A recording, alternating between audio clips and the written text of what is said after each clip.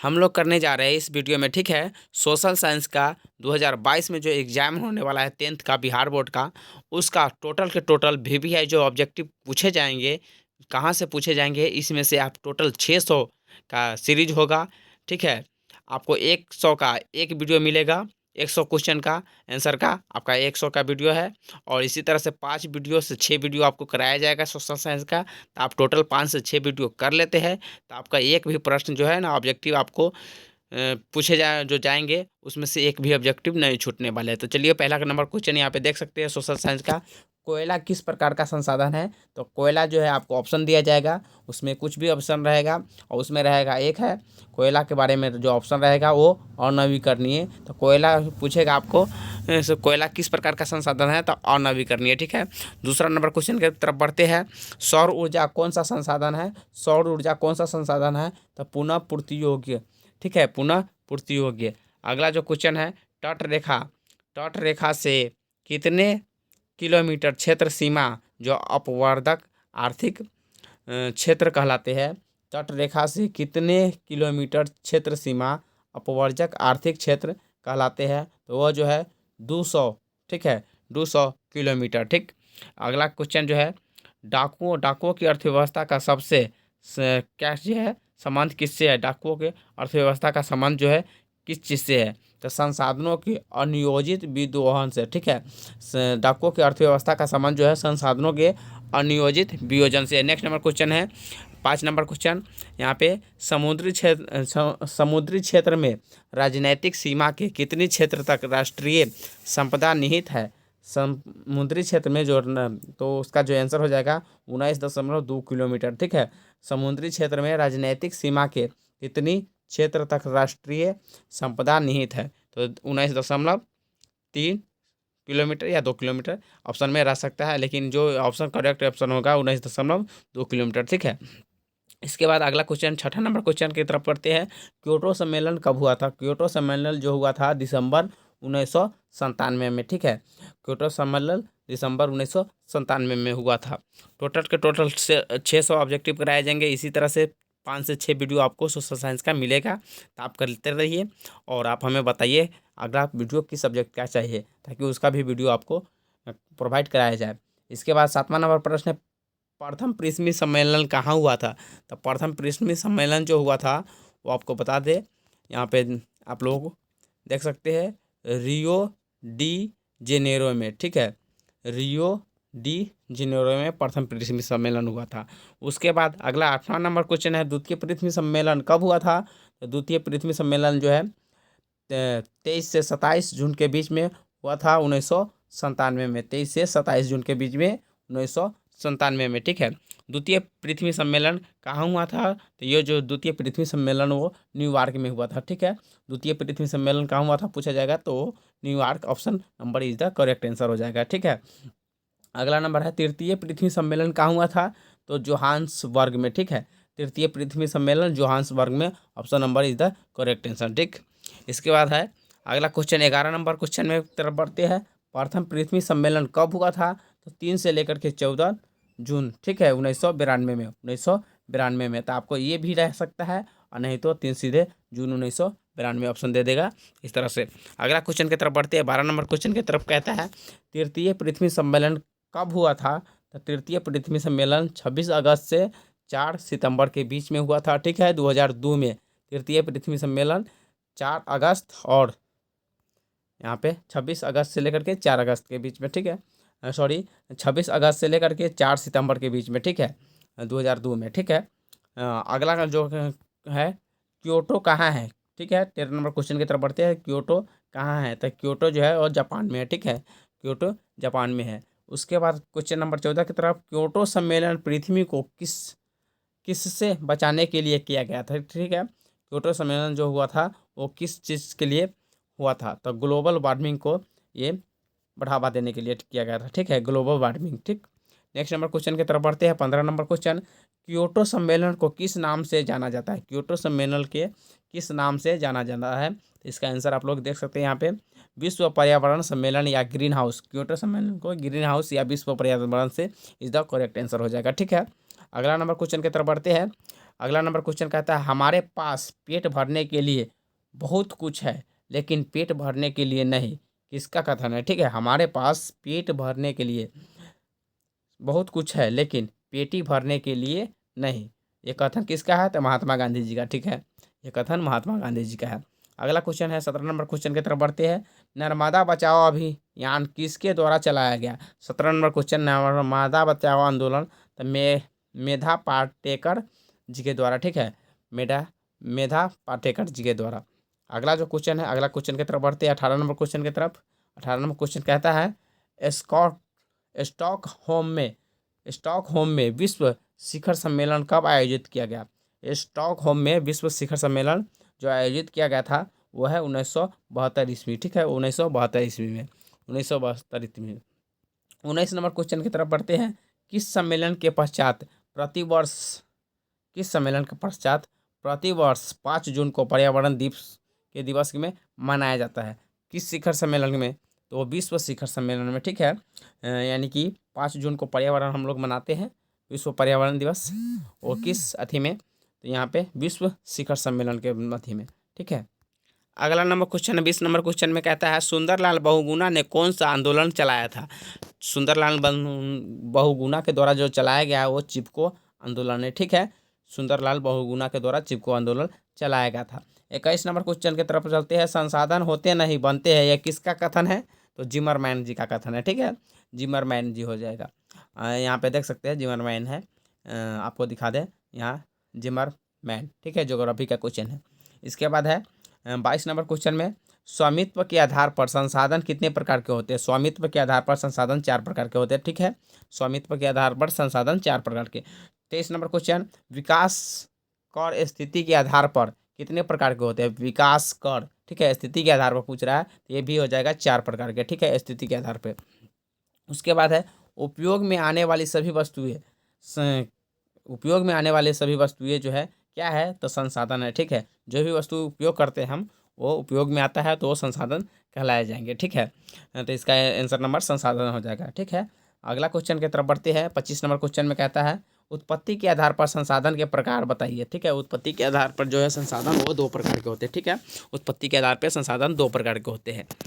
अगला है 26 नंबर उपयोगिता के आधार पर संसाधन के प्रकार। उपयोगिता के आधार पर संसाधन के प्रकार जो है 2 है। ठीक है, उपयोगिता के आधार पर। अगला नंबर 27 नंबर क्वेश्चन की तरफ बढ़ते हैं। भारत में कुल भूमि का कितना प्रतिशत मैदान का विस्तार है? भारत में कुल भूमि का कितना प्रतिशत मैदान का विस्तार है? ठीक है, 43%। अगला नंबर क्वेश्चन 28 नंबर में है भारत में कुल भूमि का कितना प्रतिशत पर्वतीय क्षेत्र है? भारत में कुल भूमि का कितना प्रतिशत पर्वतीय क्षेत्र है? तो आपको बता दें इसका आंसर 30%। ठीक है, 30% हो जाएगा। ठीक, 30%। अगला नंबर 29 नंबर क्वेश्चन की तरफ बढ़ते हैं। देश का कितना प्रतिशत भूभाग पठार के रूप में विस्तृत है? पठार के रूप में विस्तृत है। देश का कितना प्रतिशत भूभाग जो है पठार के रूप में विस्तृत है? तो वो हो जाएगा 27%। ठीक है, 27%। ठीक, अगला नंबर क्वेश्चन की तरफ बढ़ते हैं। 30 नंबर क्वेश्चन में भारत में कुल कितने प्रकार की मृदा पाई जाती है? तो भारत में जो मृदा पाई जाती है कुल 6 प्रकार की मृदा पाई जाती है। ठीक है, अगला नंबर 31 नंबर क्वेश्चन की तरफ बढ़ते हैं। भारत में सर्वाधिक विस्तृत और महत्वपूर्ण मृदा है तो जलोढ़ मृदा। ठीक है, भारत में सबसे सर्वाधिक विस्तृत और महत्वपूर्ण मृदा कौन है? तो जलोढ़ मृदा। ठीक है, अगला नंबर क्वेश्चन की तरफ बढ़ते हैं। नेक्स्ट नंबर 32 नंबर है काली मृदा का रंग काला किस कारण से होता है? तो काली मृदा का जो काला रंग होता है वो एल्यूमिनियम और लौह यौगिक के कारण होता है। ठीक है, एल्यूमिनियम और लौह यौगिक के कारण। ठीक है, काली मृदा का काला रंग। अगला नंबर क्वेश्चन की तरफ बढ़ते हैं। नेक्स्ट नंबर क्वेश्चन 33 नंबर है भारत में जलोढ़ और काली मृदा का विस्तार कितना प्रतिशत है? ठीक है, कितना है? ठीक है, तो यहाँ प्रतिशत में नहीं है, सीधे है भारत में जलोढ़ और काली मृदा का विस्तार कितना है? ठीक है, तो 6.4 करोड़ हेक्टेयर इसका आंसर हो जाएगा 6.4 करोड़ हेक्टेयर। अगला क्वेश्चन है जो कि 34 नंबर है किस मृदा में नमी धारण करने की क्षमता सबसे अधिक होती है? किस मृदा में नमी धारण करने की क्षमता सबसे अधिक होती है? तो काली मृदा। ठीक है, काली मिट्टी में नमी धारण करने की क्षमता सबसे अधिक होती है। 34 नंबर के बाद 35 नंबर के क्वेश्चन 35 नंबर क्वेश्चन की तरफ बढ़ते हैं। 35 नंबर क्वेश्चन में कहता है लाल एवं पीली मृदा का विस्तार कितना है? तो लाल एवं पीली मृदा का विस्तार जो है वो 7.2 करोड़ हेक्टेयर है। ठीक है, सभी के सभी मोस्ट VVI क्वेश्चन आपको कराए जा रहे हैं रिसेंट क्लासेस की तरफ से, तो आप लोग करते रहिए। और इसी तरह से सोशल साइंस का आपको 5 से 6 वीडियो मिलेगा, पार्ट 1, पार्ट 2, पार्ट 3 इस तरह से करके, ठीक है। तो आप सभी वीडियो को देखते लीजिएगा। 36 नंबर क्वेश्चन में कहता है पंजाब में भूमि निम्नीकरण का मुख्य कारण है। तो पंजाब में भूमि निम्नीकरण का जो मुख्य कारण है वो अधिक सिंचाई, ठीक है, अधिक सिंचाई। अगला नंबर है सोपान कृषि किस राज्य में प्रचलित है। तो सोपान कृषि जो है वो उत्तराखंड में प्रचलित है, सोपान कृषि, ठीक। अगला नंबर क्वेश्चन की तरफ बढ़ते हैं। क्वेश्चन नंबर 38 में आ गया। 38 में कहता है मरुस्थलीय मृदा का विस्तार कहाँ है। तो मरुस्थलीय मृदा का विस्तार जो है राजस्थान में, ठीक है। अगला नंबर क्वेश्चन की तरफ बढ़ते हैं। मेढक के प्रजनन को नष्ट करने वाला रसायन है तो एड्रीन। मेढक के प्रजनन को नष्ट करने वाला रसायन क्या है, तो एड्रीन, एड्रीन, ठीक है। अगला 40 नंबर क्वेश्चन की तरफ बढ़ते हैं। काला मृदा का दूसरा नाम क्या है। तो काला काला मृदा, यहाँ पे टाइपिंग मिस्टेक, काली मृदा का नाम है, ठीक है, तो रेगुड़ मृदा, ठीक है। काली मृदा का नाम दूसरा नाम है रेगुड़ मृदा, यहाँ टाइपिंग पे मिस्टेक हो गया है, ठीक है, काल लिखा गया है। अगला है 41 नंबर क्वेश्चन में है बृहद बृहद क्षेत्र में जल की उपस्थिति के कारण ही पृथ्वी को कहते हैं, तो क्या कहते हैं, नीला ग्रह कहते हैं, ठीक है। बृहद क्षेत्र में जल की उपस्थिति के कारण पृथ्वी को क्या कहते हैं, तो नीला ग्रह, ठीक है, नीला ग्रह क्यों कहा जाता है, तो बृहद क्षेत्र में जल की उपस्थिति के कारण, ठीक है। अगला नंबर क्वेश्चन की तरफ बढ़ते हैं 42 नंबर क्वेश्चन की तरफ। 42 नंबर क्वेश्चन में कहता है कुल जल का कितना प्रतिशत भाग महासागरों में निहित है। कुल जल का कितना प्रतिशत भाग महासागरों में निहित है, वो तो 96.5, ठीक है, 96.5%, ठीक। अगला है 43 नंबर। देश के बांधों को किसने भारत का मंदिर कहा है। देश के बांधों को किसने भारत का मंदिर कहा है, तो वो है इसका जो किनका कथन है, तो पंडित जवाहरलाल नेहरू जी का, ठीक है, पंडित नेहरू का, ठीक है। अगला क्वेश्चन 44। प्राणियों के शरीर में कितना प्रतिशत जल की मात्रा निहित होती है। प्राणियों के शरीर में जो है जल की मात्रा वो है 65%, ठीक है, 65%। बिहार में अति जल दोहन से किस तत्व का संकेंद्र बढ़ा है, तो आर्सेनिक का, ठीक है। बिहार में किस जल दोहन से किस तत्व का संकेंद्रित बढ़ा है, तो आर्सेनिक, आर्सेनिक, ठीक है। अगला नंबर क्वेश्चन कहता है, अगला नंबर क्वेश्चन की तरफ बढ़ते हैं। 46 नंबर में भारत में 2001 में कितने प्रतिशत भौगोलिक क्षेत्र में वन का विस्तार हुआ था, ठीक है, विस्तार था। भारत में 2001 में कितने प्रतिशत भौगोलिक क्षेत्र पर वन का विस्तार था, तो यहाँ जो हो जाएगा उसका 19.27%, ठीक है, 19.27%। अगला नंबर क्वेश्चन है वन स्थित रिपोर्ट के अनुसार भारत में वन का विस्तार है। तो भारत में वो जो वन के विस्तार है इसके अनुसार वन स्थित रिपोर्ट के अनुसार तो वो है 20.55% भौगोलिक क्षेत्र, ठीक है, 20.55% भौगोलिक क्षेत्र में, ठीक है। अगला नंबर क्वेश्चन के तरफ पढ़ते हैं। Question number 48। क्वेश्चन नंबर 48 में देख सकते हैं बिहार में कितने प्रतिशत भौगोलिक क्षेत्र में वन का विस्तार है, तो 7%। बिहार में बिहार में कह रहा है, ठीक है, बिहार में कितने प्रतिशत भौगोलिक क्षेत्रों पर जो है वन का विस्तार है, तो 7%, ठीक है। अगला नंबर क्वेश्चन 49 नंबर में है पूर्वोत्तर राज्य के 188 आदिवासी जिले में कुल क्षेत्रफल का कितना प्रतिशत वन है, ठीक है। पूर्वोत्तर राज्य के 188 आदिवासी जिलों में देश में कुल क्षेत्र का कितना प्रतिशत वन है, तो 60.11 यानी कि 60.11%, ठीक है। अगला नंबर क्वेश्चन 50 नंबर क्वेश्चन है, 50 नंबर क्वेश्चन है यहाँ पे में कह रहा है किस राज्य में वन का सबसे अधिक विस्तार है, तो किस राज्य में वन का सबसे अधिक विस्तार है वो कि इसका आंसर करेक्ट हो जाएगा मध्य प्रदेश, ठीक है, मध्य प्रदेश। अगला 51 नंबर क्वेश्चन की तरफ चलते हैं। वन संरक्षण एवं प्रबंधन की दृष्टि से वनों को वर्गीकृत किया गया है। वन संरक्षण एवं प्रबंधन की दृष्टि से वनों को वर्गीकृत किया गया है, तो 3 वर्गों में, ठीक है, 3 वर्गों में।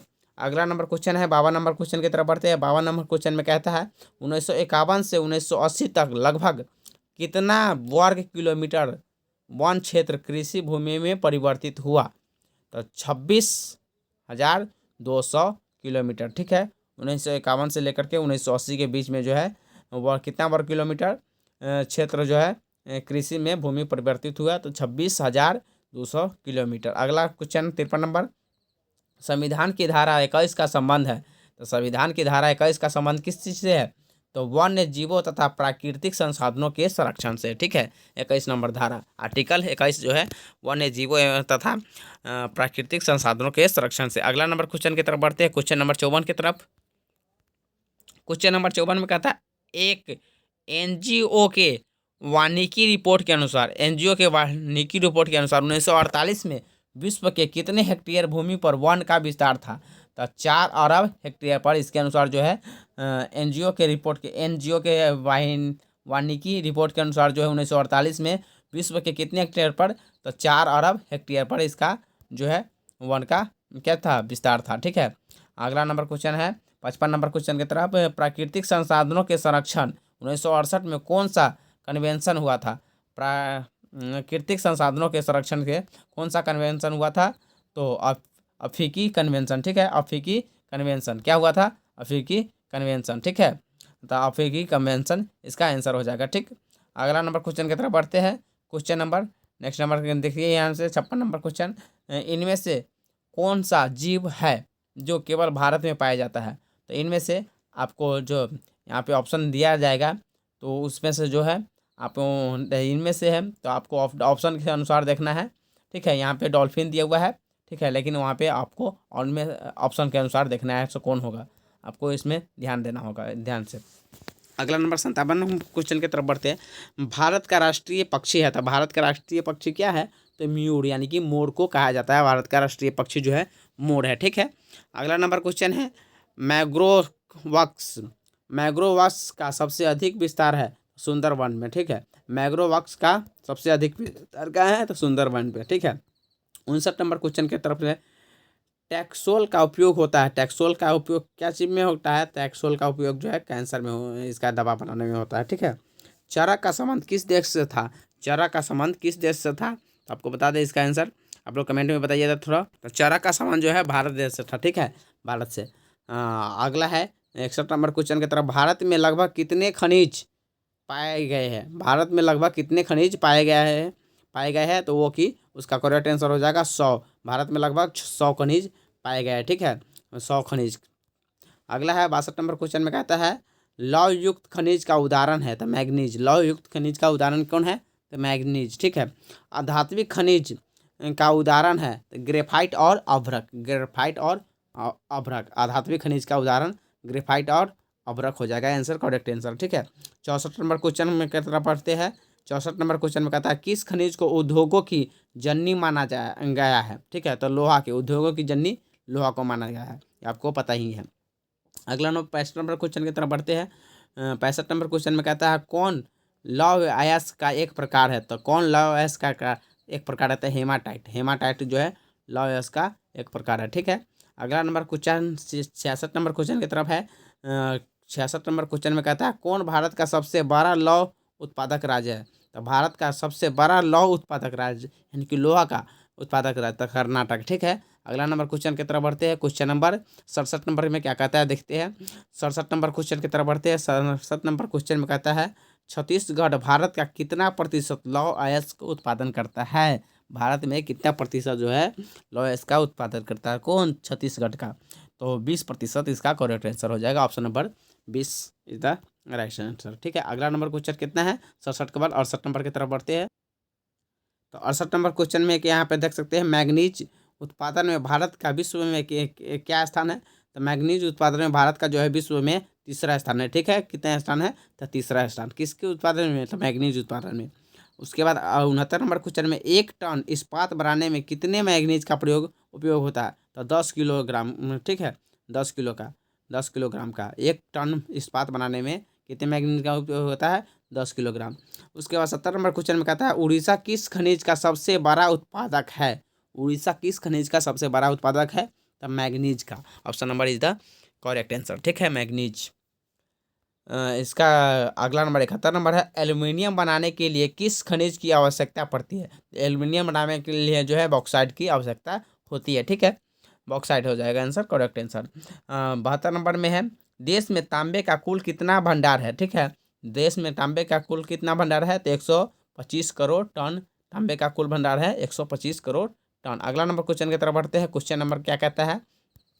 क्वेश्चन नंबर, बिहार झारखंड देश का कितना प्रतिशत, 73 नंबर क्वेश्चन में कहता है बिहार झारखंड में देश का कितना प्रतिशत अभ्रक का उत्पादन होता है, तो 80%। ठीक है, बिहार झारखंड में देश का कितना प्रतिशत उत्पादक होता है किस चीज़ का, तो अभ्रक का 80%। ठीक है, अगला नंबर क्वेश्चन की तरफ बढ़ते हैं। 74 नंबर क्वेश्चन है। 74 नंबर क्वेश्चन में कहता है सीमेंट उद्योग का सबसे प्रमुख कच्चा माल क्या है, सीमेंट उद्योग का सबसे प्रमुख कच्चा माल, तो इसका आंसर आप लोग जल्दी से, तो इसका आंसर हो जाएगा चूना पत्थर। ठीक है, चूना पत्थर। ठीक, को चूना पत्थर। 75 नंबर क्वेश्चन में कहता है, 75 नंबर क्वेश्चन को देखते हैं ध्यान से।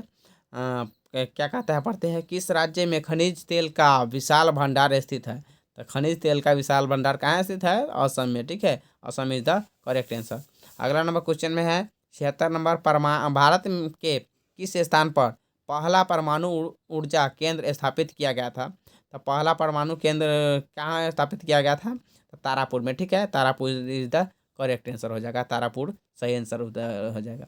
अगला है 77 नंबर क्वेश्चन, अनवीकरणीय ऊर्जा स्रोत है, तो अनवीकरणीय कौन है ऊर्जा का स्रोत, तो कोयला। ठीक है, कोयला जो है अनवीकरणीय ऊर्जा का स्रोत है। ठीक है, कोयला इज द करेक्ट आंसर।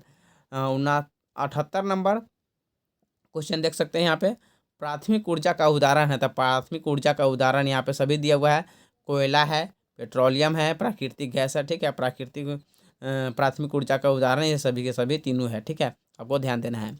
उसके बाद है 79 नंबर क्वेश्चन में, ऊर्जा का गैर पारंपरिक स्रोत है, तो सौर ऊर्जा। ठीक है, ऊर्जा का गैर पारंपरिक कौन सा है, तो सौर ऊर्जा, सोलर कुकर। ठीक है, सोलर प्लेट।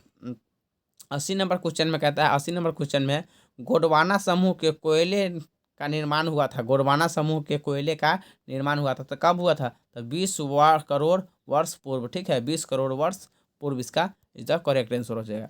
अगला नंबर 81 नंबर क्वेश्चन में कहता है, भारत में कोयले का सर्वप्रमुख उत्पादक राज्य है, भारत में कोयले का सर्वप्रमुख उत्पादक राज्य है, तो झारखंड। भारत में कोयले का सबसे प्रमुख उत्पादक राज्य Jharkhand is the correct answer. अगला नंबर क्वेश्चन की तरफ बढ़ते हैं, क्वेश्चन नंबर 82 की तरफ चलते हैं।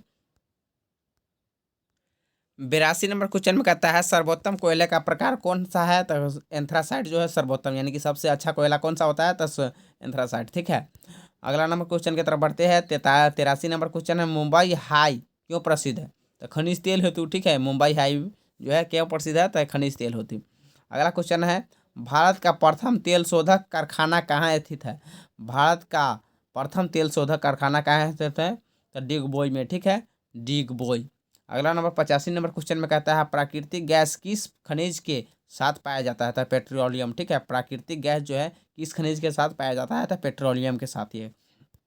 अगला क्वेश्चन देख सकते हैं यहाँ पे 86 नंबर क्वेश्चन में कहता है, भाखड़ा नंगल परियोजना किस नदी पर अवस्थित है, तो भाखड़ा नंगल परियोजना जो है सतलज नदी पे अवस्थित है, सतलज नदी इज द करेक्ट आंसर। अगला नंबर क्वेश्चन की तरफ बढ़ते हैं। 87 नंबर, दक्षिण भारत की सबसे बड़ी नदी घाटी परियोजना, तो तुंगभद्रा। दक्षिण भारत की सबसे बड़ी नदी घाटी परियोजना कौन सा है, तो तुंगभद्रा, तुंगभद्रा। ठीक है, ध्यान रखिएगा। इसके बाद है 88 नंबर, ताप विद्युत केंद्र का उदाहरण है, तो ब्राउनी। ताप विद्युत केंद्र का उदाहरण कौन सा है, तो ब्राउनी। ठीक है, 89 नंबर क्वेश्चन की तरफ बढ़ते हैं। यूरेनियम, यूरेनियम का प्रमुख उत्पादक स्थल है, यूरेनियम का प्रमुख उत्पादक स्थल क्या है, तो यहाँ देख सकते हैं जादूगोरा। ठीक है, इसका आंसर हो जाएगा जादूगोरा। 90 नंबर क्वेश्चन की तरफ बढ़ते हैं।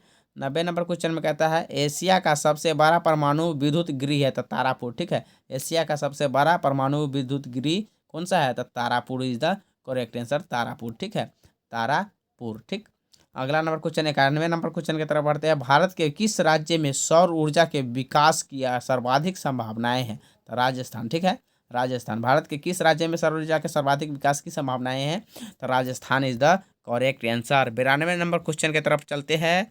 आपके सामने 92 नंबर क्वेश्चन रह रहा, ज्वारीय एवं तरंग ऊर्जा के उत्पादन हेतु भारत के अधिक अनुकूल परिस्थितियां कहाँ पाई जाती है, तो ये जो है खंबात की खाड़ी में। ठीक है, ज्वारीय एवं तरंग ऊर्जा के उत्पादन हेतु भारत की अधिक अनुकूल परिस्थितियां खंबात की खाड़ी में पाई जाती है, खंबात की खाड़ी में। ठीक है, खाड़ी में, खंबात की खाड़ी में। अगला नंबर है 93 नंबर क्वेश्चन में कहता है, औद्योगिक अवस्थित का कारक है। ठीक है, औद्योगिक अवस्थिति का कारक है, तो बाजार, बाजार पूंजी और क्या ऊर्जा, बाजार पूंजी और औद्योगिक अवस्थित का कारण यानी कि जो उद्योग स्थापित करेंगे उसका क्या कारण क्या है, तो बाजार, पूंजी और ऊर्जा, इसी ये सब ना। 94 नंबर क्वेश्चन में कहता है भारत में सबसे पहले स्थापित लौह इस्पात कंपनी है, तो टाटा लौह इस्पात कंपनी, ठीक है।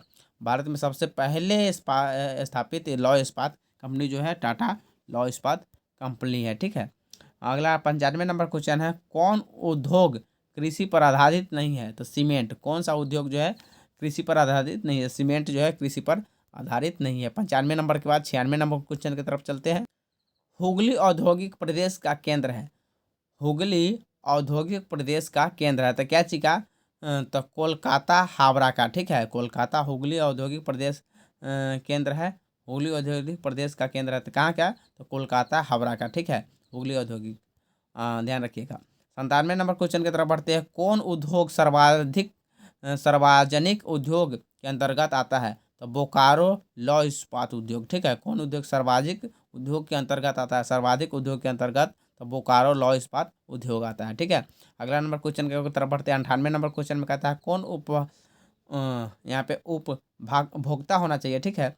उपभोक्ता, कौन उपभोक्ता उद्योग है, ठीक है। उपभोक्ता लिखा हुआ है, उपभोक्ता होगा, तो चीनी उद्योग। उपभोक्ता उद्योग कौन सा है, तो चीनी उद्योग। 99 नंबर क्वेश्चन में कहता है कौन छोटे पैमाने का उद्योग है, तो खिलौना उद्योग जो है छोटे पैमाने का उद्योग है। अगला नंबर 100 नंबर क्वेश्चन पूरा होता है। 100 नंबर क्वेश्चन में कहता है भोपाल त्रासदी में जो है गैस का रिसाव हुआ था, तो किस गैस का रिसाव हुआ था, भोपाल त्रासदी में किस गैस का रिसाव हुआ था, तो मिथाई मिथाई क्या चीज़ है, आइसोसाइनाइट, ठीक है। मिथाई आइसोसाइनाइट। तो ये आपका 100 क्वेश्चन कंप्लीट होता है। इसके बाद 101 नंबर क्वेश्चन की तरफ बढ़ते हैं।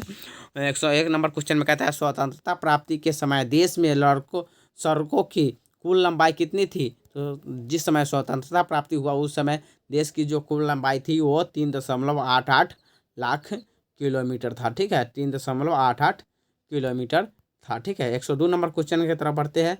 पक्की सड़कों की लंबाई की दृष्टि से प्रथम स्थान पर कौन सा राज्य है, ठीक है। पक्की सड़कों के अनुसार जो है लंबाई की दृष्टि से महाराष्ट्र जो है प्रथम स्थान पर है। अगला नंबर 103 नंबर क्वेश्चन की तरफ बढ़ते हैं। सड़कों का वर्ग नहीं है, सड़कों का वर्ग नहीं है, तो इसका आंसर आपको देखते हैं।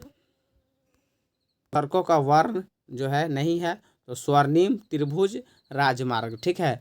104 नंबर क्वेश्चन की तरफ बढ़ते हैं। 104 नंबर क्वेश्चन में कहता है भारत के किन शहरों में मेट्रो रेल सेवा उपलब्ध है, तो कोलकाता एवं दिल्ली में जो है मेट्रो रेल सेवा जो है कोलकाता और दिल्ली में मतलब उपस्थित है, अभी वहाँ पे उपलब्ध है। किस वर्ष इंडियन एयरलाइंस को इंडियन नाम दिया गया था, 2005 में, ठीक है। इंडियन एयरलाइंस को जो है इंडियन नाम दिया गया कब, 2005 ईस्वी में, ठीक है। तो दोस्तों इस तरह से आपका यह कंप्लीट होता है। इस वीडियो का टोटल 100 क्वेश्चन, वैसे 105 क्वेश्चन आपको करा दिया गया है।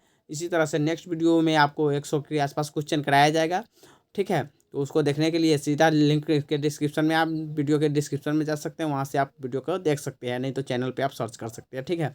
तो टोटल आपको 600 से लेकर के 500 से लेकर के 600 के ऑब्जेक्टिव करवाए जाएंगे सोशल साइंस का, जिसमें से इसी में से आपका जो क्वेश्चन पूछा जाएगा 100 ऑब्जेक्टिव क्वेश्चन फर्स्ट सीटिंग और सेकेंड सीटिंग इसी में से आपका रहेगा, ठीक है। इसमें से आपको जवाब देने होंगे, ठीक। तो आपको जो जवाब देना है वो 100 क्वेश्चन का, तो उसमें से 50 ही आपको जवाब देने होते हैं। तो टोटल 50 क्वेश्चन फर्स्ट सीटिंग और 50 क्वेश्चन सेकेंड सीटिंग इसी में से रहेगा, ठीक है। ऐसे 100 क्वेश्चन इसी में से रहेगा, आप 50-50 का जवाब देंगे एग्जाम में, तो आप टोटल क्वेश्चन कर लेंगे 600 का। इसी तरह से आपको सभी सब्जेक्ट का कराया जाएगा। तो आप वीडियो को देखने के लिए हमारे साथ इस चैनल को सब्सक्राइब कर सकते हैं और जुड़े रहने के लिए बेल आइकन को दबा सकते हैं। फिलहाल इतना ही, जय हिंद।